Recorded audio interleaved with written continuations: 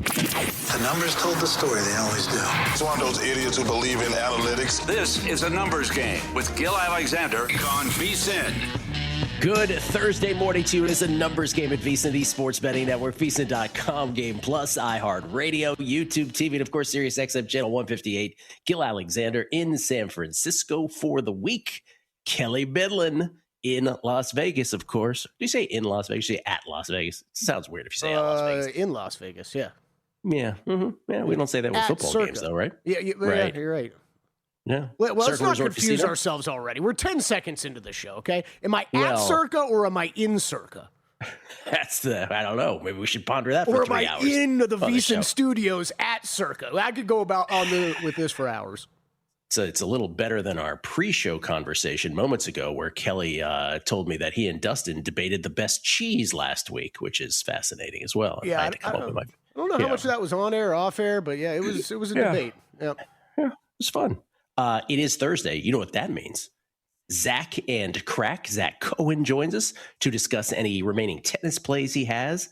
He's got some thoughts on that. And of course, also NBA. Going to look ahead to the U.S. Open. Also, speaking of tennis, going to look ahead to the U.S. Open, but NBA thoughts as well. I don't know, maybe an NFL thought or two from Zach.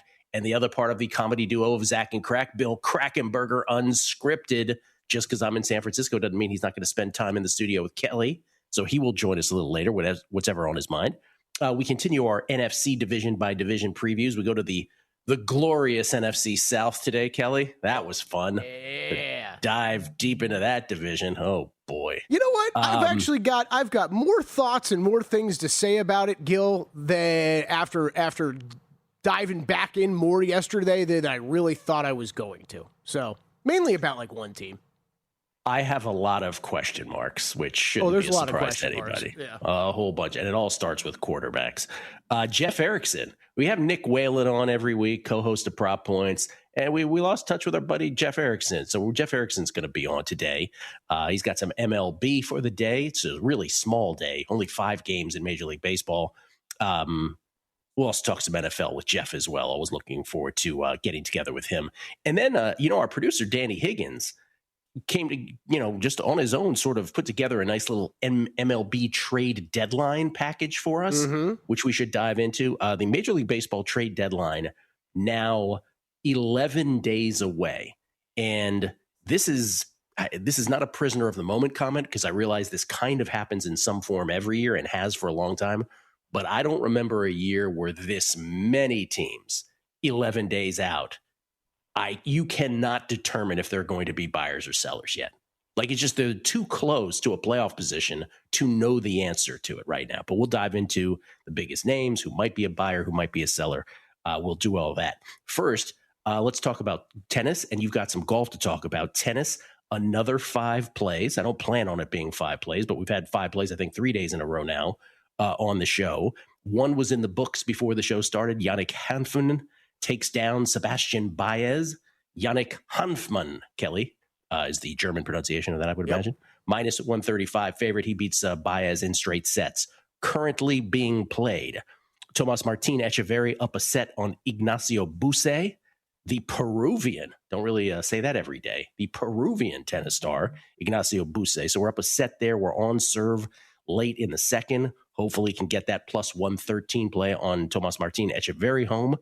Mahon Tama, the big dog of the day. She is down a set and down a break, so that one may not go our way. Sorry about that one, Kelly. Plus 218 might not happen. Get it together. And then Pana Udvardy. Yes, we are fading Paula Badosa again, and because it's just what she has been doing to us has just been wrong. If she's losing, she walks off the court. If she wins, she does it by staving off 1 million break points. Well, I'm on Udvardy. Udvardy is a plus 153 dog. Udvardy is already up a break here early in the first set. What could possibly go wrong? The one that has not started yet is our guy Alex Molcan. Alex Molcan's plus 155 versus Alexander Bublik. So that's the one if you're interested in playing along with us here this morning. That's the one that has not started yet. Molcan is a clay court guy. His clay court numbers are super awesome. The deal with Bublik, for those who are unfamiliar with the great Sasha Bublik, is he is a spectacular player. He's a top 20 tennis player, but he loves hard courts, loves grass, has famously just criticized clay as a stupid surface. It's so great. He's like, this is dumb. But his clay game has really improved. And so it's one of these handicaps where it's like, well, let's just hope Bublik doesn't care today kind of thing. And that it's a coasty kind of thing. Because if he decides he wants to play tennis, this could get a little dodgy. But that's the play. Mulcan with his very raw, good clay court numbers to play at plus 155. So a good start with a 1-0. Looks like we're going to drop the big dog, but all the others are looking okay right now. You have some golf. 3M Open is underway. Yeah, I do added a couple first-round leaders. Is this 3 matches in a row that you've bet on Mulcan? Or am I just making that up? Feels like you are correct. Right? Yeah. I don't know if it's 3 in a row, but it's certainly like 3 in 4 days or something like that. I'd have to look. Yeah, maybe we skipped one. Yeah, I feel like I've seen his name a few times. So yeah, let's keep it rolling. Just to give context, I don't know if people care, but it's like, so usually it's hard court season that wraps around the beginning and end of a year, beginning and end being the same thing. But then after hard courts, after the Australian Open, it goes to clay until the French Open. Then it's a really short grass season, which I have the least data, obviously, on, as everybody does, which ends in Wimbledon. It's literally 5 weeks. And now we have this weird, before we get fully back into hard courts, which will crescendo to the US Open, it's this really weird stray clay and dash of hard court. There's only one hard court tournament this week. There was only one last. Most of them are still clay, but the data is robust. And that explains, I think, a lot as to why we're doing kind of well here in the interim. Why does it work that way, Gil? I mean, is it just this time of year, like tournaments go to the highest bidder? Like it just feels weird to make these guys, or to not have them play at least one chunk on one surface, one chunk of the season on the next, and then move on to the next, right? Like it feels a little weird to go hard, clay, grass, back to clay, then we're going to go over to the hard. Yeah. Well, I don't know this for a fact, but this feels like these clay tournaments feel like the part of the tennis calendar where it's like, okay, we don't have we're not yet in DC, we're not yet in Cincinnati, we're not yet in Montreal and Toronto. It's let's get to some countries that have not been represented as well with tennis tournaments, and they happen to have clay. That kind of feels that way. Yeah. I don't know if that's accurate, but that's how it feels. That's cool and all, but like American football, let's bring more tennis to America. Let's just jam it in. Once Wimbledon gets over, let's just bring it all stateside and lead up to the U.S. Open. Then we can actually have great tournaments and great time windows. For me, well, that's all that matters. Wait a week, Kelly, and you'll be. Your dreams will come true. What did we start with? Cincinnati? Cincinnati, is that where it starts? DC. Okay. And then we go to like Canada, right? And then it's Cincinnati or something like that. That's correct. Men either in Toronto or Montreal, women either in the other spot, and then it comes to Cincinnati before the U.S. Open. All right, first round leaders at the 3M Open. I added early this morning Keith Mitchell, 50-1. I believe he's out there, and I don't think he's doing great right now. He's even par through 5. Okay, I guess that's not completely dead. Max Homa, 2 over through 6. He found water early on a course with a lot of water. So 2 over through 7, not looking great. Ben Coles has not teed off yet. You can probably get a little better number than I did. Vince Whaley is currently your leader at the 3M Open, 5 under through 9. Lee Hodges and Kevin Roy, 3 under, respectively. And then Scotty Scheffler, 1 under through 6. Just updating the big name that's we'll be tracking all morning. So Scotty, hang around in that top 10 area, but not near the top of the leaderboard. Struggling with the putter from what I've seen early. Just a reminder of what I have for the tournament. Outrights on Tom Kim, Max Homa, Johnny Kiefer, Ben Coles. Top 10s on all those guys, and then a top 20 play on Mr. Homa as well. So, Max, get it together. All right, and then the big news around here yesterday, Kelly, the game was postponed on Tuesday, so the Sox had themselves a day-night doubleheader with the Orioles yesterday after winning the first game in that series on Tuesday, a 3-game set. We said yesterday, as long as they can get a split here, they're in great position. That's exactly what they did. They win their 15th game in the row in the morning, 6-3, and that matched the Red Sox all-time longest winning streak at 15 games. They do lose the nightcap, but we did what we had to do, kind of story for our bet. So right now, the Red Sox are 15-2 on the month of July. They have a 3-win lead, if you will, over the 12-7 Brewers. You see the O's and the Tigers. They're at 11-5. There's really no need to show any other team, Kelly, because that's already 4 wins down. So the Sox have 8 games left.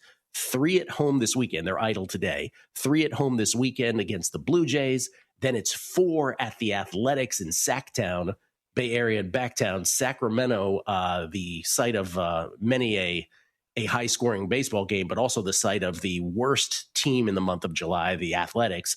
So again, the schedule continues to be good before they play a final game against the Dodgers to close out the month. So we don't even have to look at the scoreboard, the leaderboard if you don't want to. The Red Sox just focus on their games in front of them.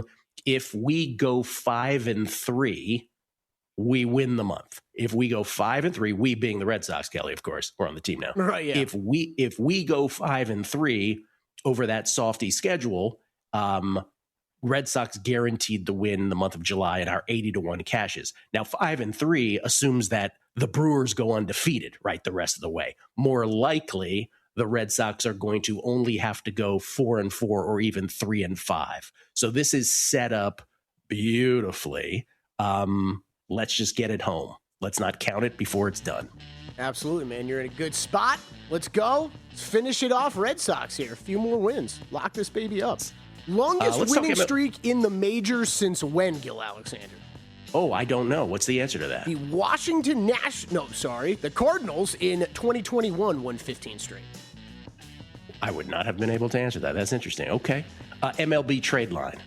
Let's talk that next. Who might be buyers? Who might be sellers? Do we even know?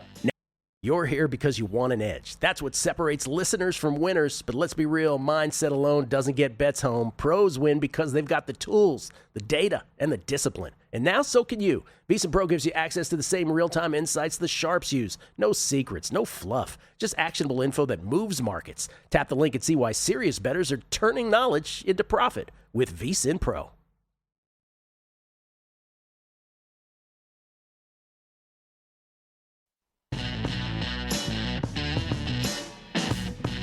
A numbers game on VSiN, the sports betting network. Not sure if you caught this last night, but the Circa Survivor documentary is back. Again, thanks to James Ferris, Steven Shalansky for being on the show yesterday, the creators of it. It's bigger than ever, the documentary, that is, with $18.7 million on the line and a new Grandissimo format, raising the stakes. The contest itself, bigger than ever last year, and still to come, bigger even this year. If you missed episode 1 that chronicles last year's contests, catch it now on YouTube. Just search VSiN Live. Episode 2 will air this coming Wednesday at 9 p.m. Eastern. Every agonizing moment of opening weekend, plus the early winners, losers, and storylines shaping the season. Whether you play Circa Survivor or just love the drama, you won't want to miss it every Wednesday, 9 p.m. Eastern on VSiN, or catch up anytime on YouTube. Just search VSiN Live. Kelly, did you get a chance to see episode 1 last night? I sure did. Watched the whole thing. Pumped for the season. It's a great way to get you excited to play these contests, that's for sure. Seeing all the characters, some new, some old. Great to see them all. Everybody kind of getting set up and talking their way, how they handle Survivor, what they're going to be doing this upcoming season or last season. Good stuff, man. It was good stuff. I made it in the first episode. I didn't get a speaking role, but I did make it in there. Little Easter egg for the first I didn't one. see Can you that. Spot Kelly Bidlin? Can you spot Kelly Bidlin? It's like Where's Waldo, but tougher. I did not. Interesting. Now I'm gonna have to go back and rewatch and see. Did you do a little nodding? Your thing? No. I didn't even make that much camera time, Gil. I'm pretty sure it was some night we were eating at Barry's, and I remember going there with James and Matt because they had to. It's when they're shooting stuff at Barry's, and I'm just in the back eating and drinking. That's all it is. Well done.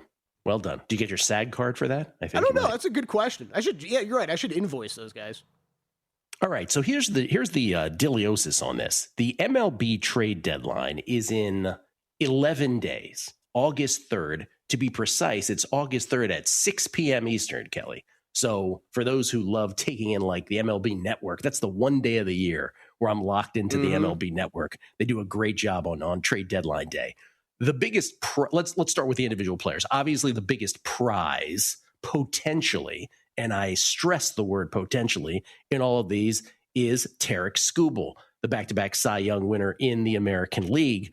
But here's the deal. The Tigers are still locked in to a situation where they think not only can they win a wild card position, they still think they can win their division. And by the way, they might not be wrong about that. They have the second best run differential behind the White Sox in the AL Central. They are 6.5 out of the division. They are 4.5 out, I believe it is, of a wild card position. And you're 4.5 out and 6.5 out, and there's still 11 days till the trade deadline. So if you chop that down, Kelly, just a little more, let's say 4.5 and 6.5 becomes 2.5 and 4.5, you ain't getting rid of Tarek Skubal at that point. Yeah. Right? Because you have designs on bigger things. So we just don't know. We just don't know with Tarek Skubal. The same can apply to a guy like Mason Miller. Now, the number of teams that covet Mason Miller to be there at the back of their bullpen, the number of teams that are headed to the postseason is probably every single one of them. Oh, I mean, when's the last time we've had this good of a closer on the market or like we think is available? This dude may end up playing for 1 million teams by the end of his career if this keeps going, right? But what's the story with the Padres, right? The Padres aren't winning their division, but the Padres are 3 games out of the final wild card position in the National League, 11 days prior to the trade deadline, 6 p.m. Eastern on August 3rd. So even the Padres, who are going through a whole ownership thing, are they going to sell the team? Is the paperwork going to go through by the time the deadline? I mean, they've got transitional stuff happening at the top. But even they're like, you know, we can still make the playoffs. Why would we do that? So again, Roxy Roxborough used to come on the show and he used to talk about this. Guy be like, oh, you're not going to know what to do, buy or sell to the last 2 weeks. And he pointed out then, and he was right, and never more true than this year, Kelly, where it's like, forget 2 weeks. You won't know till the last series. Yeah, absolutely. I mean, AJ Hinch, right, saying last week or whatever, it's like every game's a game 7 for them going forward with the Tigers because of Skubal, because you got to win if you want to keep them. Mets, different story though. Freddie Peralta, he's available. Clay Holmes, he's available. Luke Weaver, he's available. Obviously, Peralta, the starter that they expected so much more from. Holmes and Weaver out of the bullpen. Some other guys, Luis Arias of the Giants. I mean, professional hitter. The Giants aren't going anywhere. The Giants should be cleaning house. But Arias is the guy that fits seamlessly into any offense as a contact guy. I don't know. Byron Buxton has been thrown around by the Twins, but I mean, the Twins are in the thick of it still also. So I'm not sure they're doing anything there, but Byers, and by the way, shout out to our own Danny Higgins again for putting this together. He got really into this Great yesterday. Stuff, huh? I told him to. I told him he was into it. I was like, yeah, give us the Danny top trade deadline candidates for both players and then kind of teams that we're going to see going after, guys. Yeah, I mean, Dodgers looking for a frontline starter, bullpen depth. Yankees, it's so funny because, another reliever. What the Yankees really need is a catcher, for God's sakes. I know it's strange to add a catcher in the middle of the season, but that's what they need. They get no production out of that position. And the Red Sox now are total buyers, right? It would seem. The Red Sox, forget about being outside of the playoffs looking in. They are inside looking out. They would be the third wild card right now after this 15-game winning streak. Phillies looking for the bullpen help. Who isn't? Cubs, they need some starting pitching in addition to bullpen help. Who are the absolute sellers? The Mets, as we just discussed, the Giants, as we just discussed. But again, if you look at the Major League Baseball standings, Kelly, and you just go based on that alone, right? Let's talk about the number of teams that are, close to the third wild card position, the final playoff spot in each league. Pardon me. Seattle is 2 out of a wild card position, right? Texas right now, a half game lead over Seattle in the West. So Seattle for this moment in time, 2 games out of the third wild card position. Baltimore, 3 games out. Minnesota, 3 games out. The Astros, 3.5 games out. And as we just discussed, the Tigers, 4.5 out. Who does that leave? That only leaves 4 teams in the entire American League. Toronto didn't mean to pair you with these other 3 teams. The Athletics, Kansas City, and the Angels. Athletics, Kansas City, and the Angels, they're toast. Who knows? Even Toronto might think that they have a shot here, Kelly. But we just don't know. We just don't know what these teams are going to do. By the way, same sort of situation in the National League. Cardinals, a half game out of the third wild card. Pittsburgh, a half game out of the third wild card, which, by the way, is inhabited by the Arizona Diamondbacks as of this morning. Miami, 1.5 out. Washington, 1.5 out. We just mentioned San Diego, 3 out. Maybe even the Reds at 5.5 out think that they have a shot. So that leaves only the Mets, San Francisco, and Colorado. So you have 15-team leagues, and 80% of those teams are still thinking this is our year. Mm-hmm. What's your gut feel on Skubal? Like, you think he's gone? You think he's staying? No, I think he's staying. You think he's staying? Okay. Well, I mean, that doesn't. Again, it just doesn't get to a point where there's. God, I mean, he's so good, right? Like the overwhelming offers from one of these super rich teams that needs the help, right? I don't know how Detroit turns that down, but I get it. Like they're still in this 4.5 out. Yeah. Well, you asked me this again this morning, and my answer is, oh no, he's not going anywhere. And the reason I'm saying he's not going anywhere is because, by the way, when we're locked into these monthly bets, we get to see how these teams do on a monthly basis. So as bad as the Tigers were early in the season, you look at their June record, they were great. Their July record, they're great. Like they have had 2 solid months now, almost total, of really good baseball. Now, a week from now, if I was in this chair and you and I were on air, and let's say the Tigers had lost 5 in a row, I'd be like, oh, he's gone. Yeah. That's how quickly this can change. Right. No, for totally. him, for Mason Miller, for all these guys. Very little volume in this market, so I will preface it with that. But Tarik Skubal's next team is up at Kalshi. The Dodgers are your favorite at plus 252. Well, of course they are. You know, that's the thing. It's like, of course they are. There's no limit to what they're willing to pay in a luxury tax. There's no limit to what they will do to win the World Series. You know, Yankees fans used to be, right, along with the Dodgers, even before the Dodgers, they were the franchise where, you know, George Steinbrenner, the boss, would have done anything at any time to do that, to improve the team, right? Usually in the offseason, maybe not necessarily midseason, but he was the guy that would do anything. And as Yankees fans like Chris Felica and Will Hill will tell you, it ain't the same under the kid. Hal Steinbrenner ain't George Steinbrenner. So, like, the Yankees are willing to do some stuff, but to a limit. It doesn't. They're not in that Dodgers category of who's available. We'll get them. Right. We'll take them now. Yeah. Yep. So, I don't know. That's why all these baseball questions is like, it's cool to look at this. Does this lead to any? You know, the point for us as bettors. Does this lead to bets?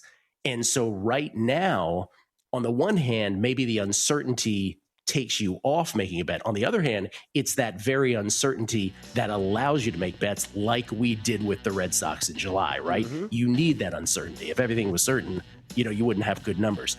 So the American League, I think, is where you take shots. And as I said with the Red Sox yesterday, I think you take shots at like pennants, right? Will had a great idea yesterday. How about some exactas or matchups in the ALCS? I think you take flyers on long shots there. Coming back with Zach Cohen on.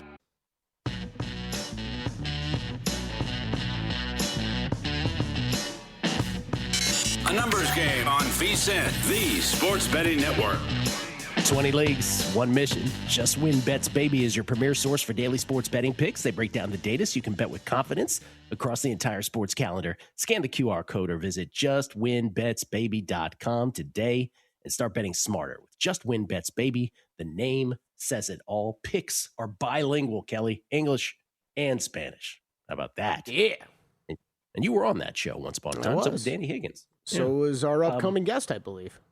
Oh, I think. Actually, might be lying. Let's hold the drama before we introduce that guest. Let's read some tweets because we haven't done so yet this morning. First of all, can I give a shout out to Tim Lawson? Tim Lawson, who is the host of the Better Life podcast, both 1.0 and 2.0 versions. He is also the Megapod historian.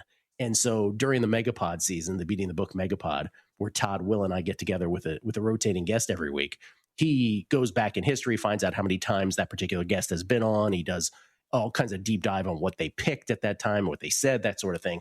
But he's also now posting old Beating the Book Chrissy Andrews story times, pardon me, on Twitter. Oh, wow. On the Better Life, or at the Better Life. So yesterday he posted an old Cry and Kenny story as originally told on the podcast, or an original story time.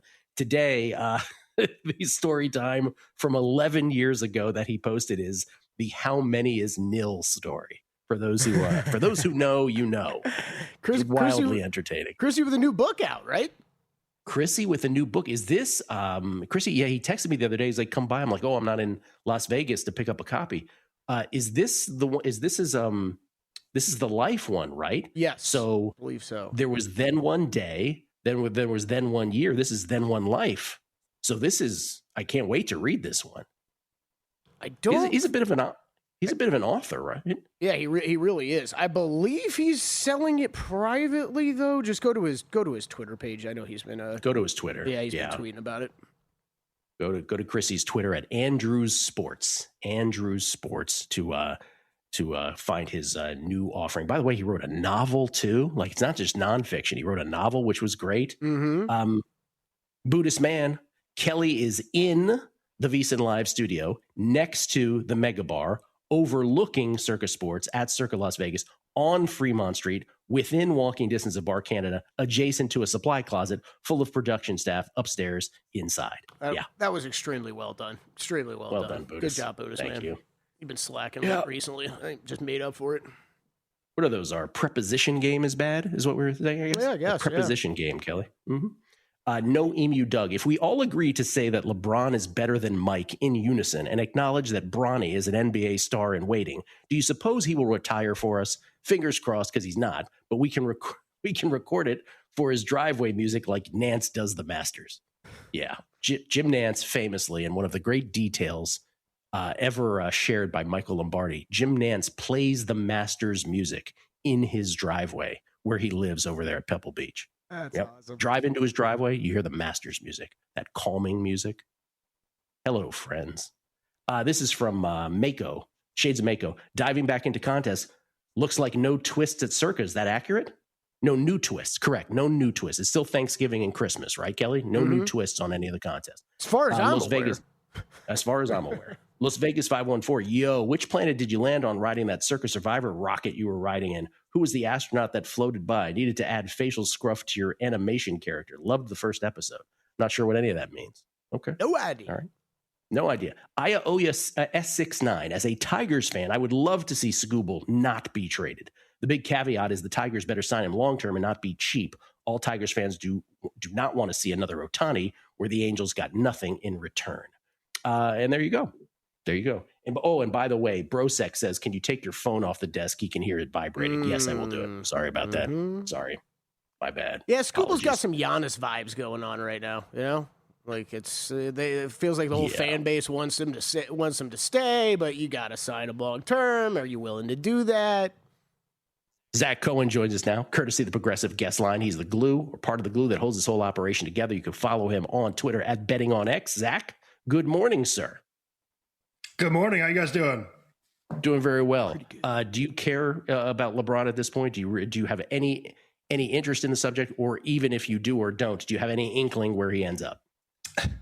I do care, and I think it's just because we're talking about him potentially playing for like $5 million or less, or whatever the veterans minimum is. Like if LeBron was playing on a max contract and going somewhere, I wouldn't care that much. But for him to be paid like, you know, a bottom of the bench player and to be a fourth or fifth best player on one of these teams, it matters whether you want it to or not. Like if he goes to the Cavaliers or the Warriors, whatever he does, he's going to make one of these teams way better. So yeah, I am sitting on this news and waiting for it because I do think it drastically impacts the way that we're looking at the league next season.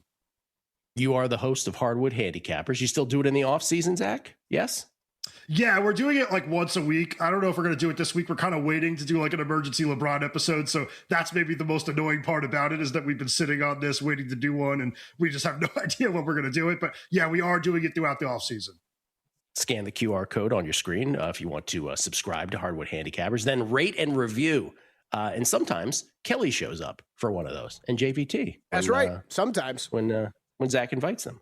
All right, season win totals are out for the NBA. Zach, you have several of these you'd like to share. What did you? Let's start with the Celtics. Where'd you go there? 50.5. Yeah, so I went over 50.5 with this team. I just think that there's been a little bit too much made of how bad the Jaylen Brown trade was. It was a bad trade for them.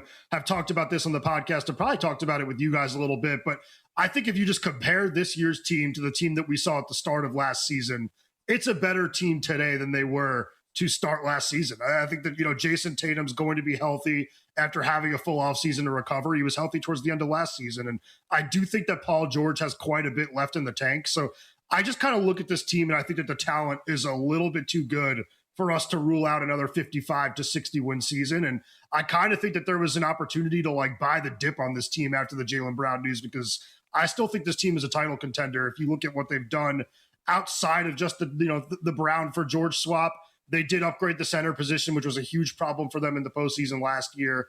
And I do think this is a team that takes the regular season very seriously. And I also think that their style of play we've seen now for years just translates very well to winning basketball in the regular season. So I think the Celtics win 51 games pretty easily. I would even be looking to alternate that up to 55. Wow. Okay. Let's stay in the Eastern Conference. Oh, I noticed these are all overs. This is a very bullish Zach Cohen segment here. Let's talk about a couple other playoff contenders in the East. You also like overs on both the Cavs at 48.5 and the Pacers at 43.5. Yeah, with the Cavaliers, some of this is in anticipation of LeBron, but even if he doesn't go there, this is a team that won 50-plus games last season, and I do think that they're going to be very good again. I think that, we've seen time and time again that maybe James Harden isn't the greatest playoff performer in the world, but still just a great regular season player. You could say the same about Donovan Mitchell. I like the big man duo that they have in Mobley and Allen, at least for the regular season, even if I think it needs to be much better in the postseason. But I don't see why this team is dropping off so much. I think that maybe there's a little bit too much of a bad taste in our mouths because of all the Kenny Atkinson quotes after the Knicks series, because of some of those blown leads. But this team is still really good. I see them being in the a borderline top 4 team in the East. I see Kenny Atkins is still at Madison Square Garden waiting for the next game to start. The best of 51. And Pacers over 43.5. You are all about the return of Tyrese Halliburton. Yeah, I think that Halliburton looks really good. He seems really healthy. And if you look at the team compared to the one that went to the NBA Finals and had a really good chance of winning that game, the roster's pretty much the same, except that they swapped out Miles Turner for Ivica Zubac. So you go from a liability defensively and somebody that's really one-dimensional offensively to a top 5 center in the league, and somebody that gives you a different look that you didn't have in the past. This team is going to be able to move the ball around, play their same kind of purposeful offense that we've seen from them all throughout the Rick Carlisle era, but they're also now going to have a little bit of toughness in the paint that's going to make them better on both ends of the floor. So I think it's going to be really interesting to watch them early in the season, because this is a team that we know likes to play very, very fast, but they might look to slow things down a little bit with Halliburton coming back from an injury, having Zubac as that post player. So maybe early in the year, we're talking about an under team that we think is going to be an over team in terms of game totals. But I do think they're going to be a team that wins at least 45 games. And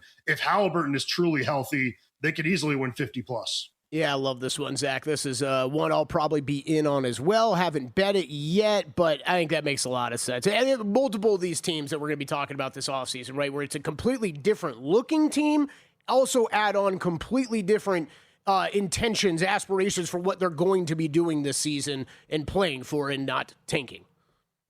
Who Zach? Yeah, absolutely. I know you don't have a bet necessarily on this, but what's the Eastern Conference playoff contender that you're not as high on as the market suggests? I mean, the Pistons number has come down to 50.5, which makes a lot of sense, but I honestly can see us talking about them as a 46-47 win team. I just feel like they did nothing to address their problems in the offseason. I think that they did, they tried to draft somebody to address their, shot making, weakness, but it's just the same team as last year, but worse. Yeah. And Jalen Duren's not fully settled yet. It's weird. Yeah, True. More with Zach on the other side. He's got one more season win total out west, a coach of the year bet in the NBA, and some thoughts on the U.S. Open coming up in tennis next.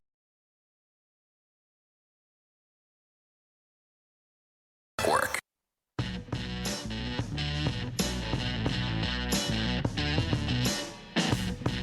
A numbers game on VSiN, the sports betting network.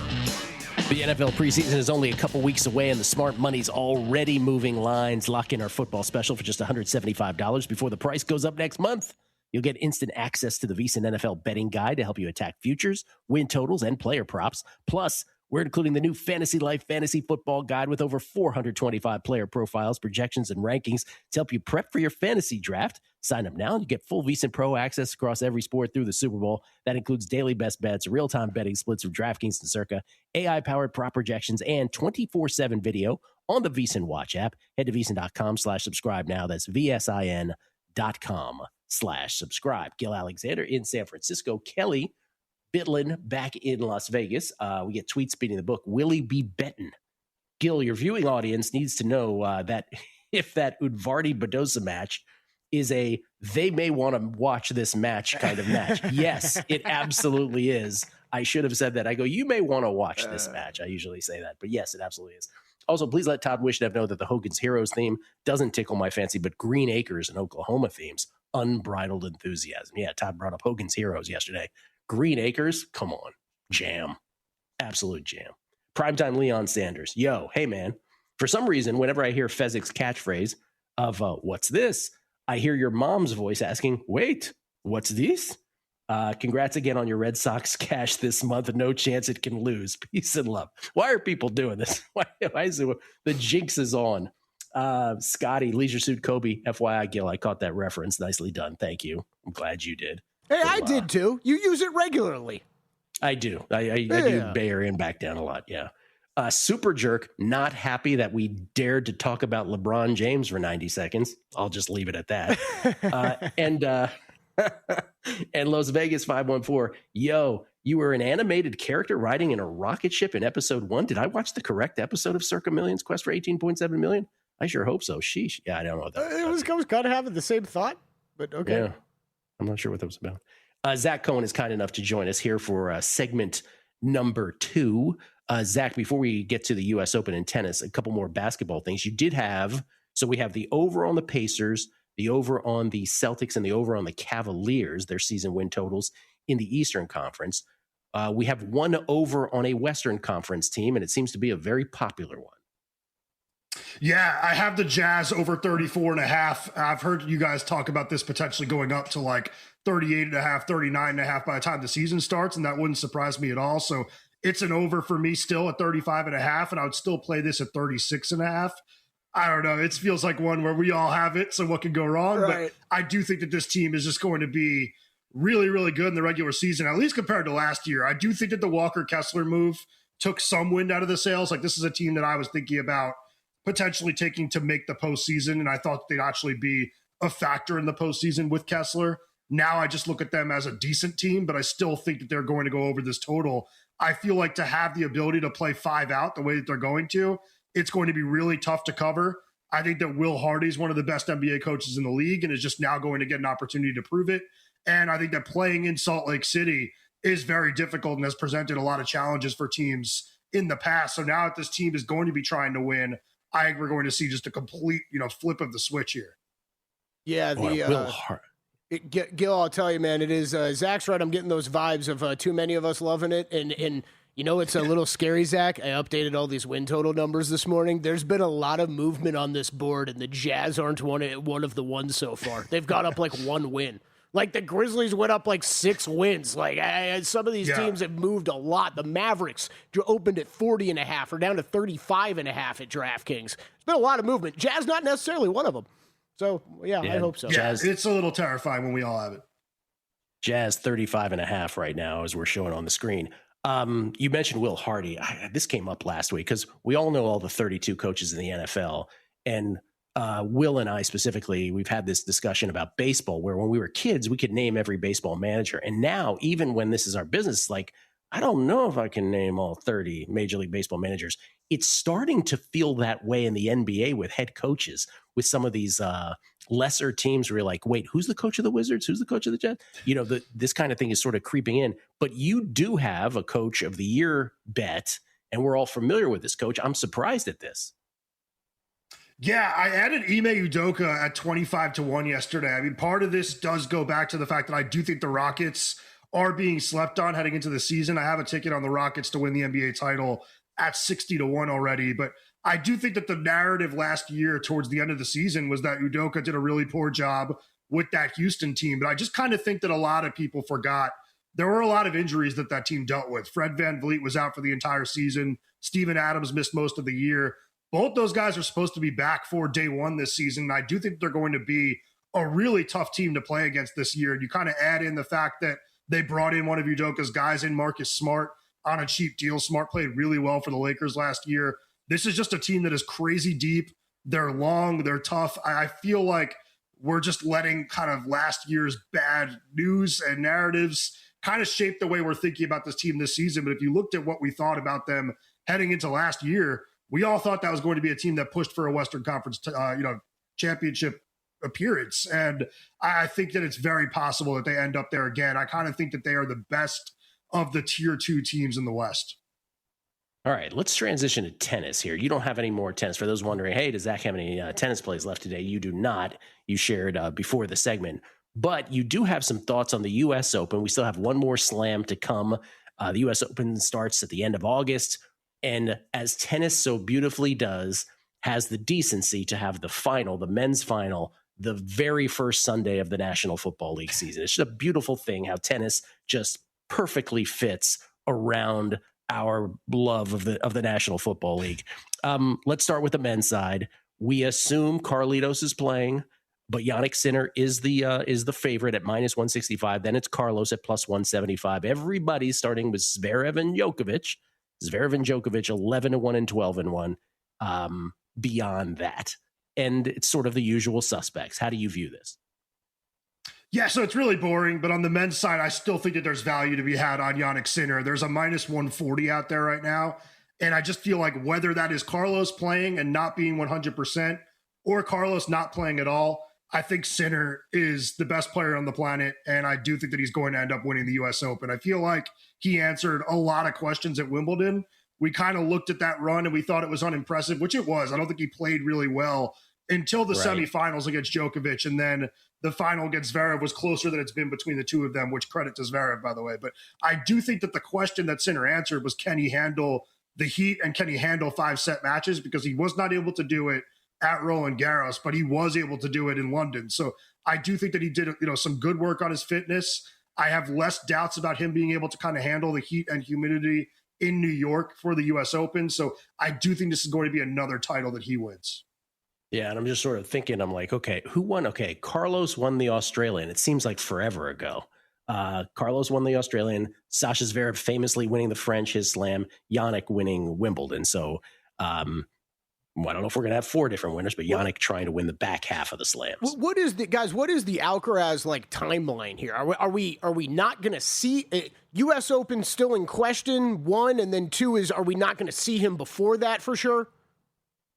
Got to have a tune-up, I think right, it's U.S. Zach? Open. U.S. Open's in question, and I don't know if he doesn't play the U.S. Open. Like at that point, I kind of wonder if you just sit him out until the Australian Open, because of course, dealing with a wrist injury, these have ended careers like really, really fast, and I think you just have to be 100% certain that he is fine before sending him out to the court. I know a lot of people might be thinking like there was no known tears or anything, and it didn't look like we saw any injuries, but it's just a really tricky injury for him.